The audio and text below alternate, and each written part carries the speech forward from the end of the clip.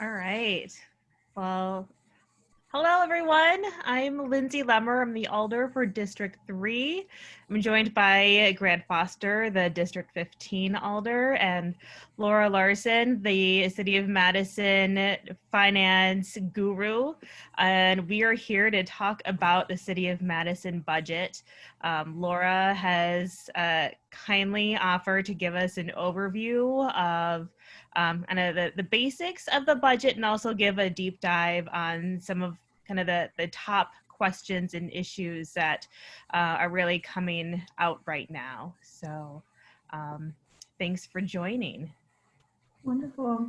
Well, thank you guys for this opportunity to share with you today and to walk you through some of these highlights. What I'm going to do here is bring up some resources that we'll be able to share just to teach folks, just to give you the basics of the things that you need to know about the city's 2021 budget. So, you know, the first thing just to get us started is to have a sense about how the city builds the budget.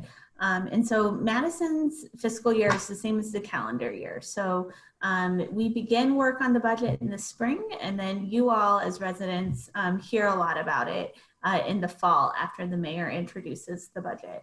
But by visiting the city's budget website, which is cityofmadison.com/budget, you can see every year the major milestones that we move through in the budget development process. And as we move through each of these milestones, you're able to click on these hyperlinks and actually interact with the resources that are coming out at that phase. So for example, with the budget kickoff, once you click on that link, you can see the mayor's budget kickoff message to agencies telling them what the priorities and budget targets are for the upcoming year. So you can have kind of a sense of what we're dealing with in terms of trying to balance the budget. And once we move throughout later in the process, you're actually able to see the full budget and interact with the service levels and sort of see how things have changed through the phases. One thing I just want to note is that in the summer months, you'll see the agency requests, and that doesn't mean that those items are the budget or will be in the budget. That's just what agencies have asked for. So there's a lot more review that comes after that. It first has to go through the mayor's office and get into the executive budget, and then it has to get through council before it's finally part of the budget. Great. So moving on. So we are currently planning for next year's budget, the budget that will start on January 1st, 2021. And a lot of times people just want to know what is the total budget for the city. And so the city's total operating budget, so that's what funds the day-to-day service delivery that most people are familiar with, as proposed by the mayor, is $349.1 million. Now, on the capital budget side, which funds big things like roads projects, bike paths, libraries, parks projects, we'll be investing $161.6 million in those projects in 2021. Again, when you do navigate to the city's budget website, if you want to learn more about how much money we're actually spending and where it's going, you're able to look at the summaries that are in those budget documents, and it's going to show you the high-level numbers and then how those break out across the big different departments in the city. Can you mention the URL for the budget website? Yeah, so again, you can navigate to all of this stuff by going to cityofmadison.com/budget. So for example, if you wanted to see this $341 million and or $349 million and where that's coming from, you can go to our budget website and click on the executive budget link. And when you go to the executive budget link, you're going to see all of the different components of what makes up the executive budget. And one of those things will in fact be the revenue summaries that break out where that funding is coming from. We're having a slight little glitch here, so let's just let this restart. And while that is doing that, I'm just going to stop sharing my screen. And so this week we have been going through the process where the City Council had their first opportunity to amend next year's budget. So do you guys want to talk any more about what that process was like? Just while I'm getting these back. Yeah. So just thinking back to that timeline that you had before. So, you know, as you mentioned, the kickoff happened in the spring. Agencies submitted their requests. The mayor reviewed those and pulled together her executive budget, which was released in September and October for the capital and the operating. And then the next step was to go to Finance Committee. So that's what we just finished up last week, was Finance Committee's review of the operating budget. And so a few amendments were made there, and the budget as amended at Finance is at its second to last stop, and the last stop being at the Common Council in just another week and a half, I think. We'll be there, and that'll be the last chance to make any changes to the budget before it's approved, which will set the tax rate and get the rest of the process underway. Great. So I think we're back here. So again, my apologies for the little glitch there. Great. So part of what I was just mentioning was the difference between the operating and the capital budget and what that looks like. And so like I was mentioning, the capital budget, that's the things we build. And so, you know, in 2021, some of the projects that are queued up are things like making sure that city facilities are sort of ready for a post-COVID world. So making sure that facilities are safe for residents to come back in and interact with city services. We'll also be gearing up to start construction for bus rapid transit that will improve transit times across the city, as well as prepare for renovating Fire Station 6 that serves Madison Southside. The one difference between the operating and the capital budget, capital is something that typically will span multiple years. And so when we plan for capital, we not only plan for the next year, but we also plan for the 5 years after that. And so you'll typically hear about, when we talk about capital, you'll hear about something called the CIP, which is the capital improvement plan. And that's just a plan for what's coming next and what's sort of planned for the next 5 years out. So again, okay. I was just going to say, so just so in a way to think about that, I mean, we end up having to repay those capital amounts through our operating fund, right? So we borrow a big chunk of money for an expensive project, and then we pay that off over the course of several years. Sort of like someone might buy a house, they take out a big loan on that house, and they have a mortgage payment every month until the house is paid off, right? So the capital budget is we're gonna take this much money, get a loan and buy a house, and then in the operating budget every year we're paying off what we've already borrowed in the past, right? That's exactly right. That's exactly right. So another big distinction between these two budgets is how they're funded. And like Alder Foster was saying, the capital budget is just, you can think about it in your normal life about anything that you take a loan out on. So, you know, like your car loan, your mortgage, or, you know, a home improvement loan. Those, when you're taking out those loans, the bank is checking your credit, and that is going to be a driver of how much it costs, you know, not only the amount you're borrowing, but then sort of how much that project is going to cost. And you have to pay that back with your regular ongoing salary. And so while the capital budget is funded by that borrowing, the operating budget is largely funded by the property tax that our homeowners and business owners are paying throughout the city. And then we use that future year property tax to pay down our debt service. One of the things that makes Madison really unique when it comes to how we approach this is that the city has a strong practice of paying down that debt quickly. And so when we do a capital project, we always try to pay down the debt for those capital projects over 10 years. Unless it's something that is going to last for a really, really long time, then we'll pay that back over the course of 20 years.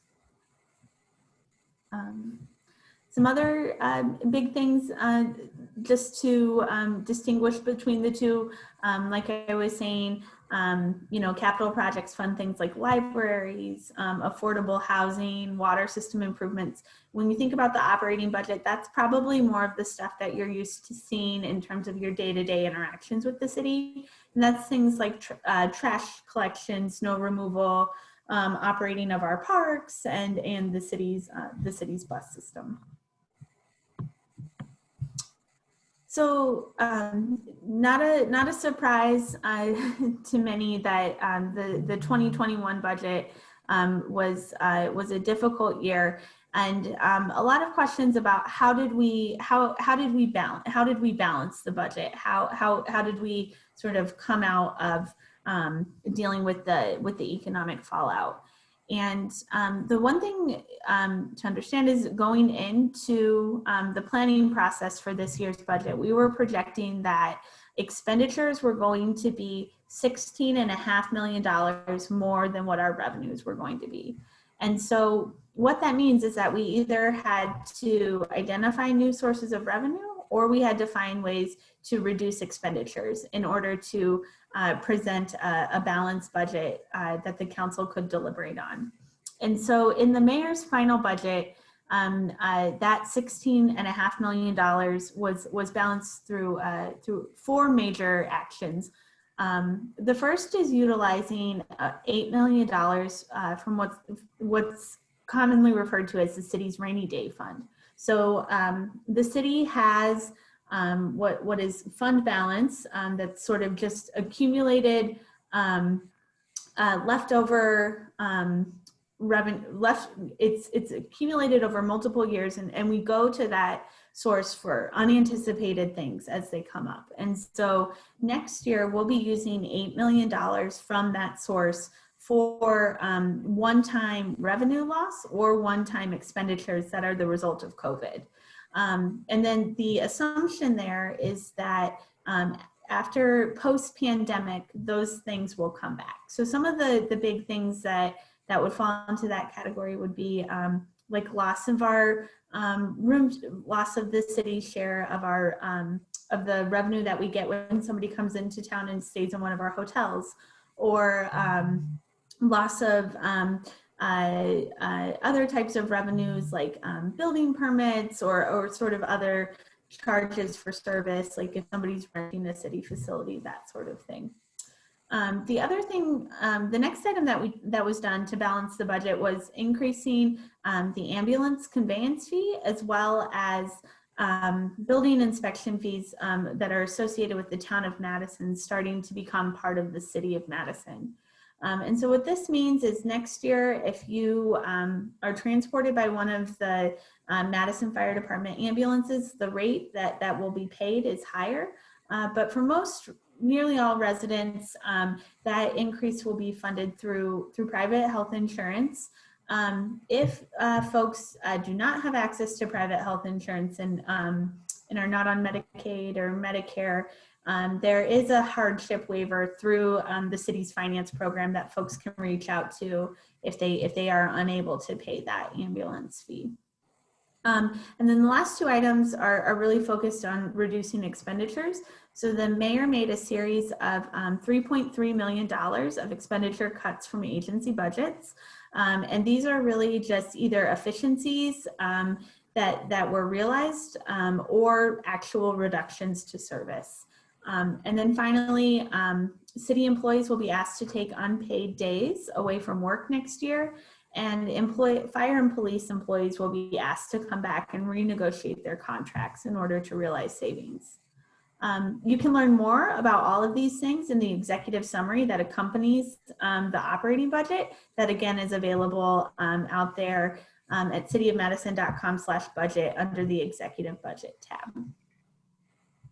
So Laura, with the 16.5 million shortfall, you mentioned already, we're going to be using 8 million from our rainy day fund that's covering a lot of the losses in revenues that I think people can understand. What else plays into that $16.5 million? Why do we have that hole to begin with, apart from COVID related? Yeah, so every year when the city starts the budget planning process, expenditures are often growing faster than revenues. And so part of the reason why there's always a gap is that the costs to maintain our current level service are growing faster than what our revenue can support. And so, and that's largely constrained by the state levy limit program that tells us how much we can increase the levy by year over year.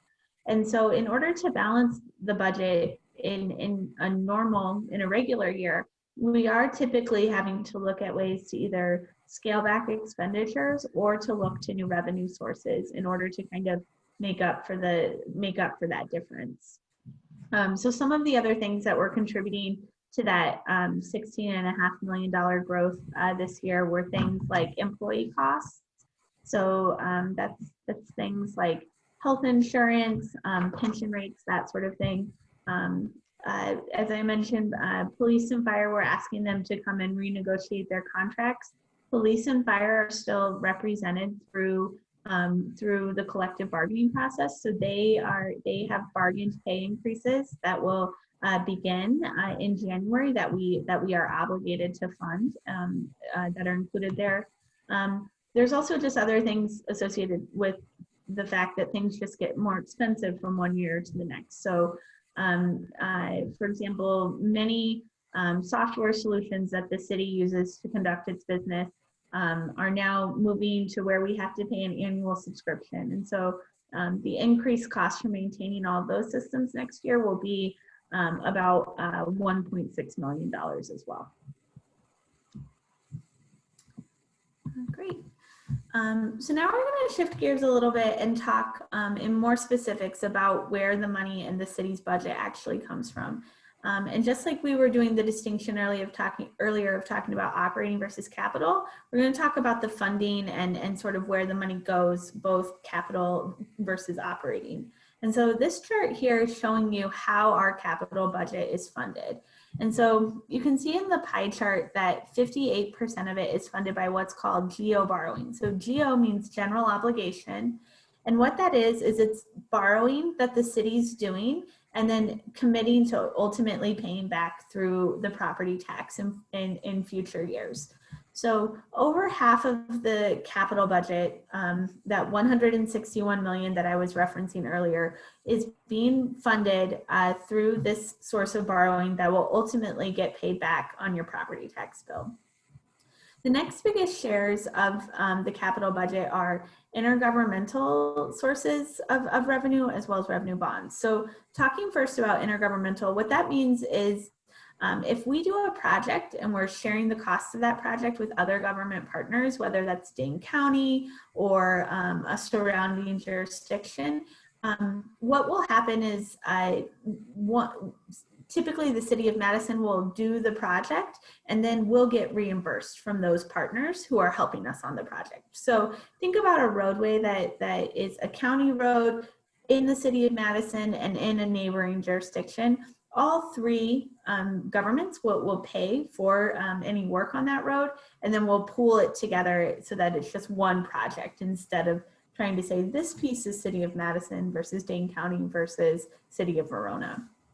And then the final section that I'll talk about here are revenue bonds. And so this is just another way that we borrow money for projects, but this is just specifically for sewer and water projects. So every year, property owners and residents pay their municipal services bill for their sewer services, water, that sort of thing. And so what happens is those utilities end up borrowing funding just for those projects, and then they commit to paying those back on their rate. So if you're looking at this and saying, okay, well, how much of this capital budget do I ultimately end up paying back? The answer is you're paying back what we borrow with geo borrowing through your tax bill, and you're paying back what we borrow with revenue bonds through your municipal services bill. Now, if we shift gears and talk about the operating budget, the $341 million that funds city services, this chart here is showing us the breakdown of the property taxes versus all other sources of general fund revenue. And so you can see here that nearly 75% or 3/4 of the city's operating budget is funded by what residents are paying for the city share of the tax bill. The remaining quarter is coming from a variety of other sources, which you can see over here in this pie chart. The biggest share of this remaining portion is intergovernmental revenue. So this is funding that we get from the state of Wisconsin through a whole series of revenue sharing payments.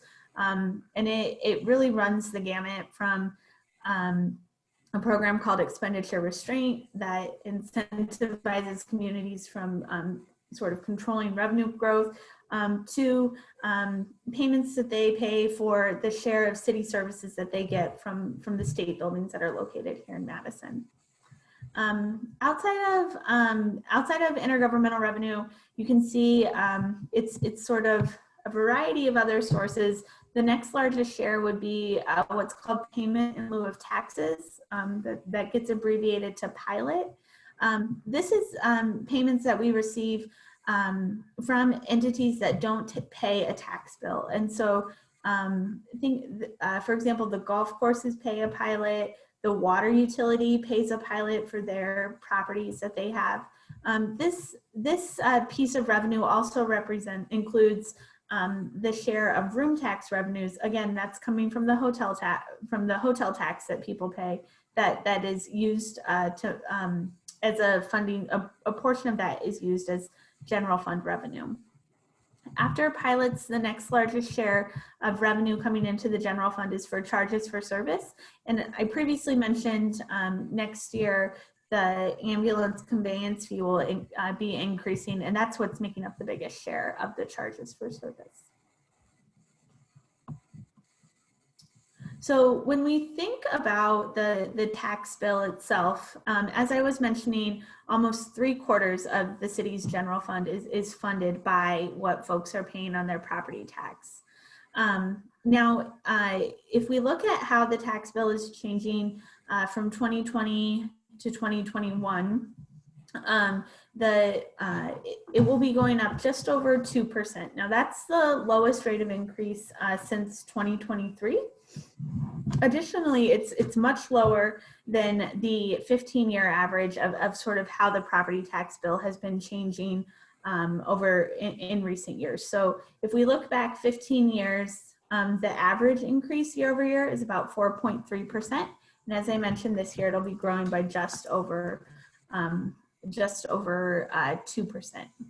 Now, one thing that is important to keep in mind is that when you get your tax bill, it comes from the city of Madison, but it doesn't just include the property taxes that you're paying to the city of Madison. It's comprised of what is paid from all of the different taxing jurisdictions for city residents. And so what that means is that your tax bill includes what you're paying the city, the property taxes you pay to Dane County, the property taxes you pay to the Madison Metropolitan School District, and the property taxes that you're paying to the Madison Area Technical College. And when you look at how that breaks out in terms of your overall tax bill, about 36% of that is coming to the city, and about half of it is going to the schools.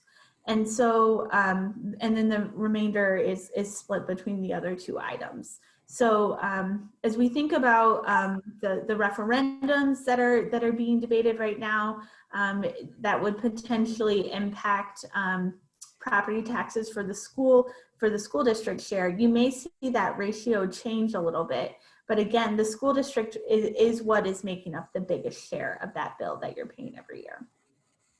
So Laura, then just a little over a third of my property tax bill that I get in the mail is paying for city services. That's right. That's exactly right. Yep. And the projected increase of that share of city property tax for next year would be around 2% increase. That's exactly right. This past year. That's exactly right. Oh, thank you. And so here's a chart that just sort of shows what that city share that change year over year has looked like going back to 2007. So you can see back in 2007, the increase was about 5%, and then it peaked in 2009. It went up by about 8.3%. During this period from 2010 to 2011, the state really strengthened the levy limit program, which really confined how much local governments could increase their levies year over year. And so that's really what's been contributing to this downward trend that's been happening ever since then. One thing to note is that there was a spike in 2000, or a modest spike in 2018, where the levy went up by 5%. And that coincided with closure of some major tax increment financing districts. And so that's a tool that the city uses to help spur economic development. But when those tax increment financing districts close, what happens is we get to bring all of that property value into the overall property tax. And so what that means is that there's more value for us to spread those costs around. And so that is what contributed to a bigger increase in 2018. Now shifting gears, so that was a little bit about how our budget is funded. So now let's shift gears a little bit and talk about sort of where those dollars go in the city budget. So this chart here is showing the 2021 capital budget and the capital improvement plan. And so what you're seeing here is sort of how that breaks out across the different citywide elements that we're seeking to fund through the city's capital budget. So this dark blue bar that you see across all of these years, that is the land use and transportation element. And so you can see that that is the largest share of the city's capital budget in any given year. So for example, this spike in 2022, land use and transportation projects we've budgeted just under $220 million for those projects in 2022. There's something specific in there, right, Laura? There's a reason why that. Yep. This spike in 2022 is because we have the cost for bus rapid transit funded there in 2022. So that will include a lot of major road reconstruction to accommodate the bus lanes that are needed to make BRT work. That also includes constructing the stations that will be along the route, building another facility to house all of the buses. And then it also includes the purchase of the actual longer buses that will be used to make BRT a reality. So all of those dollars are budgeted in 2022 with the hopes that that system will be ready to go live in 2024. Some other big projects in 2022 will be reconstructing University Avenue. And so that's a major project that includes some very significant stormwater improvements to cut down on flooding that we have seen in that area. So what you see here is that the CIP sort of peaks in 2022, and then investment really slows down from 2023 to 2026, where we'll kind of just be getting caught up. One thing to keep in mind though is that the projects that are in these out years, they're kind of fluid year over year. And so as the council updates the capital budget every year, they might move things around in terms of the timing of different projects and when those will happen. And project schedules change for a lot of different reasons. Sometimes it's because planning is taking a long time, or sometimes it's because we get ahead of schedule and the project's ready a little bit earlier. And so that all gets reevaluated every year when the mayor and the council take a new look at the CIP. Laura, just looking at that second bar, it looks a little terrifying. Like that's a lot of money. Mm-hmm. Thinking back about how we fund the capital budget, you know, a big chunk of that was borrowing. I mean, does that mean that we're really going to borrow that much money in 2022? Or if not, where is that money coming from? Yeah. So the other thing that's, so this that you're looking at right here is all of the funding sources that we were just talking about that go into the capital budget. So this just isn't the GO borrowing share, but it is a big number. And so this, in 2022, we'll be spending about $300 million, all funds. But to Alder Foster's point, we won't spend all of that money in 2022 because these projects take place over multiple years.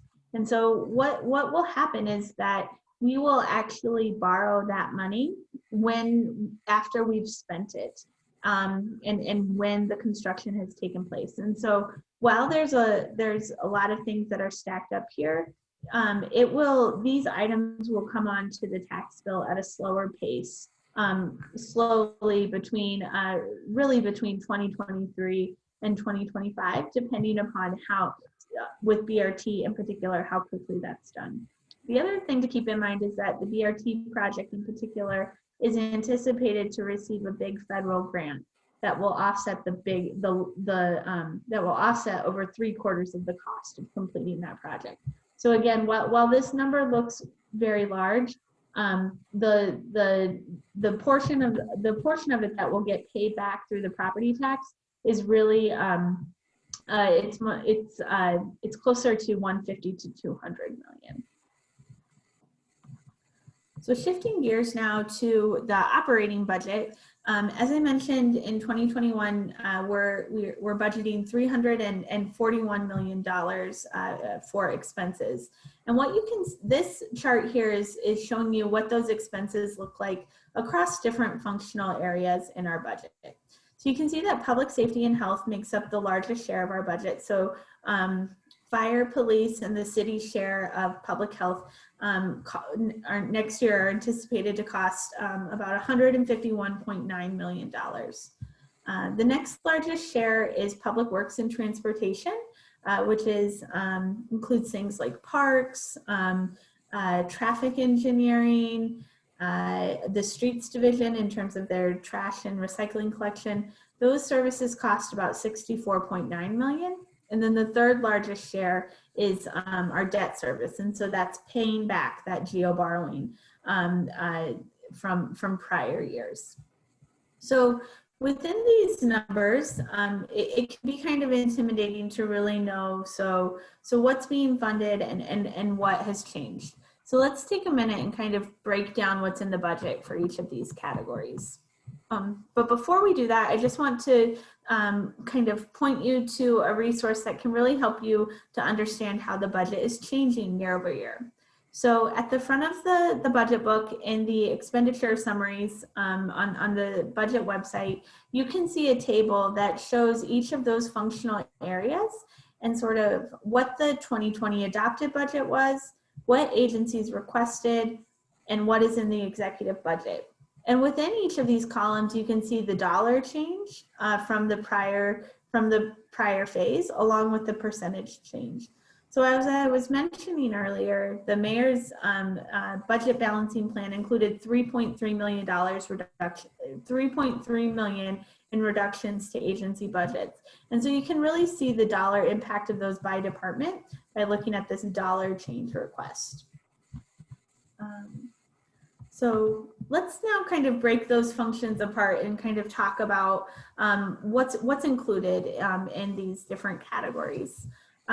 So first, we'll talk a little bit about public safety. So as I mentioned, the executive budget included $151.9 million for these departments. That funds 1,117.75 FTEs or positions in those departments. So these, the share of this workforce represents the largest share of the city's overall workforce. So a couple things to keep in mind about public safety. The executive budget creates a crisis response team in the fire department. And so this will be a team that will respond to mental health calls and be focused on other intervention tools other than deploying police officers for those calls. There's assumed savings that I mentioned earlier in terms of having the fire and police unions renegotiate their contracts.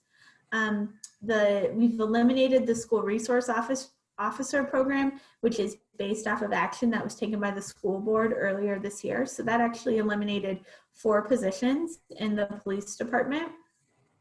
The crossing guard program was previously administered by the police department, and that's being moved to traffic engineering. There's funding for a new violence prevention program within public health. And there's funding for the newly created Police Independent Monitor and Civilian Oversight Board that were approved by the council in early September. The next function is Public Works, which has a budget next year of just under $48 million to fund 718.65 positions.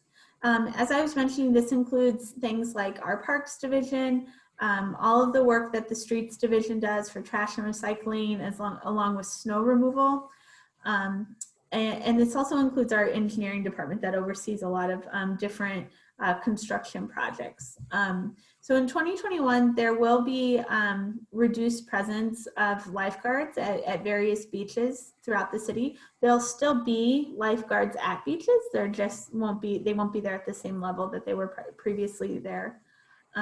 We've assumed that there'll be 5.5 snow events next year. You might be thinking to yourself, how do you have a half of a snow event? But this is when we budget for snow, we think about snow and ice events versus events where we have lots and lots of actual wet snow to move. And so that's where the half comes from there. And then there's no change in services for things like recycling or trash removal services. In planning and development, the budget for this area is $26.7 million. That funds 196.1 positions. This area includes our community development division that provides a lot of grants to community service agencies who are doing all sorts of different work in our community, whether it's providing resources to individuals dealing with homelessness or trying to connect young people in our community with job training opportunities.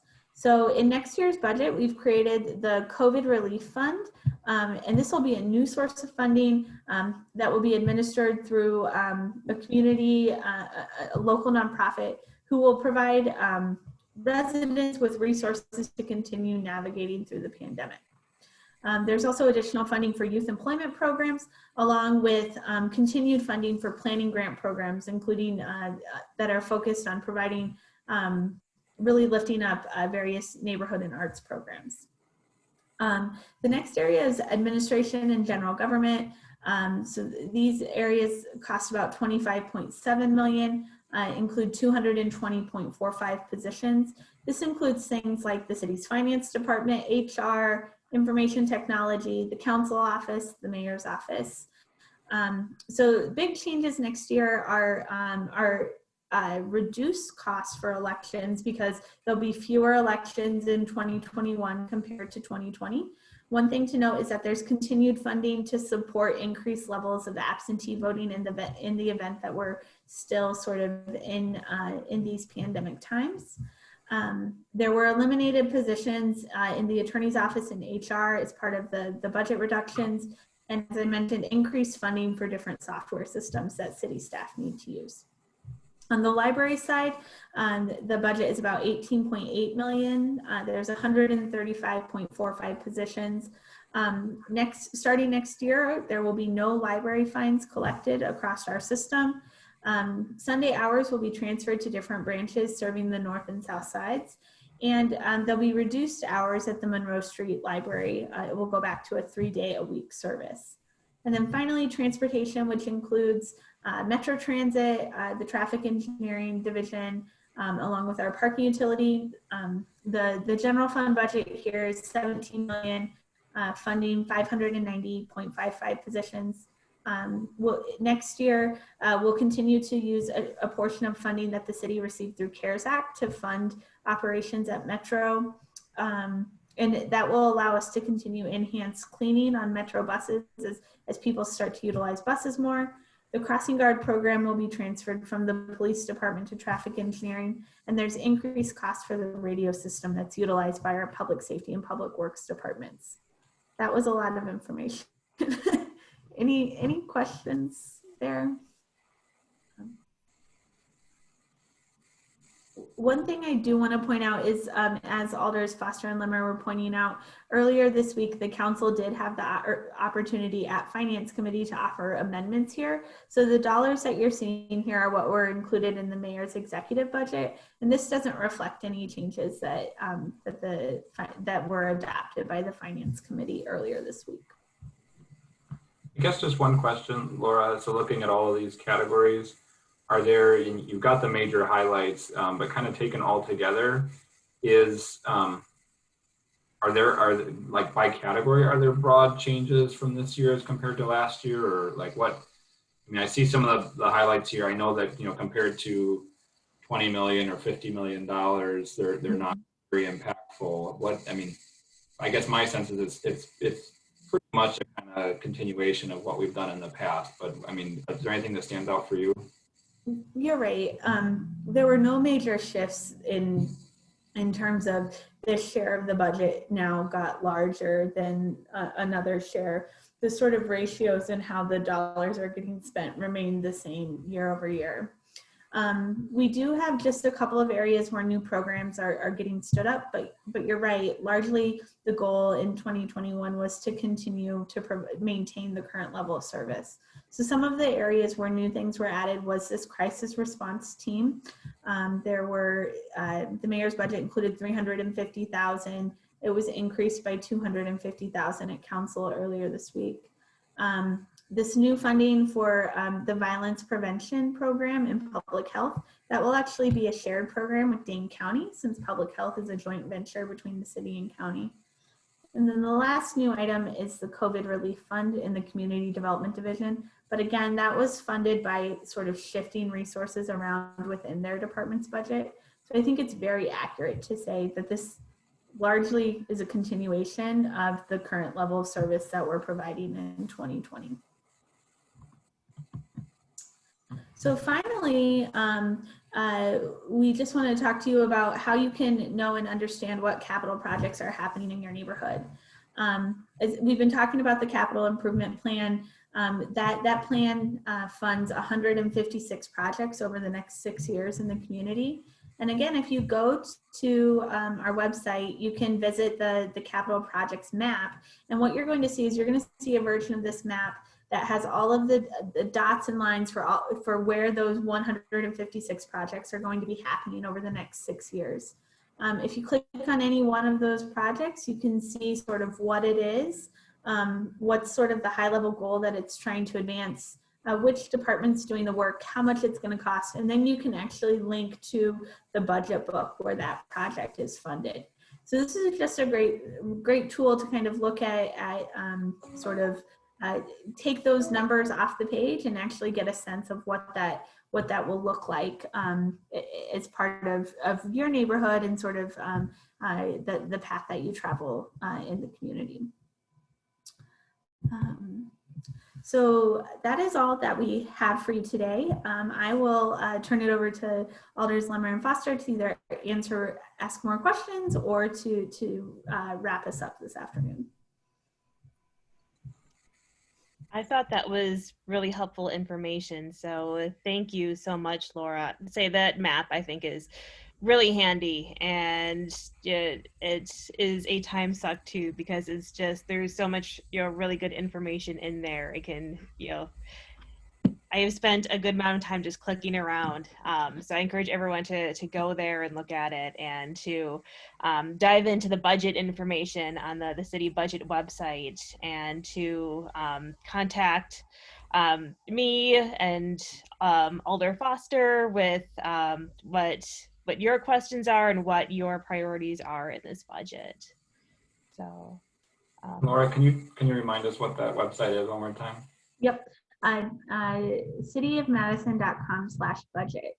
And as Alder Lemmer was mentioning, we still have a couple more weeks to go before the budget's done. And alders have more opportunity to incorporate changes into the 2021 budget. So residents can testify to speak about the budget on Tuesday, November 10th at the Common Council. That meeting is going to start at 5:30.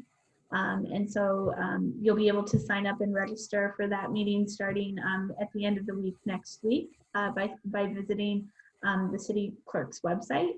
And you'll be able to see the amendments that alders are proposing for this last round of changes next Friday, November 6th. Those will be available after noon on that date.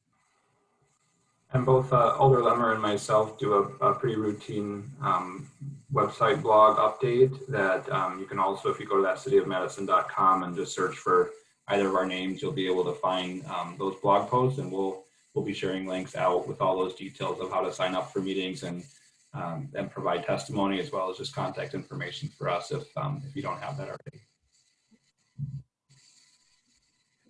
Well, thank you all for the opportunity to go through this, and hope to hear lots of great feedback and insights from folks as part of this work. Thank you so much, Laura. thank you. Guys. All right, thank you.